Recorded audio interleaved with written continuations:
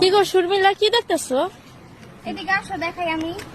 তুমি এত কষ্ট করে আমাকে বাসায় আইছো, হ্যাঁ সবেদা ফলের গাছ দেখবা, কিন্তু আমি তোমারে বুঝছো সবেদা ফলই খাওয়াইতে পারতেছি না, কারণ গাছটা নতুন কিনে আনছি তো, গাছের ফলগুলা পাকে নাই গেলে তোমার খাওয়াইতে পারতেছি না। তুমি কি রাগ করছো? না না, আমি রাগ করবো কেন বলো? থাক, পাকুক, পাকলে আমরাও মানুষটা দেখায় দেখায় খাবো, বুঝছো? গাছের থেকে পারবো খাবো কেন? আমার এই গাছের ভিতরে অনেক সবেদা ফল ধরছে, তুমি ঘুরে দেখাও। অনেক সবেদা ফল ধরছে, এটি আমি মনে করো সবাই দাওয়াত দিলাম, সবাই খায় যেও। হ্যাঁ, কুলাইবো তোমার? হ্যাঁ, বহুত আছে। আল্লাহ রে আল্লাহ, না হইলো 500 ফল ধরছে এই গাছটার ভিতরে। মাশাআল্লাহ কও। মাশাআল্লাহ।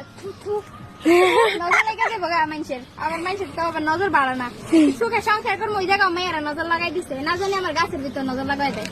এখন যদি গাছের ভিতরে যদি নজর লাগাই দেয় তখন কি করবে? ঠিক আছে, তাহলে ঠিক আছে। যদি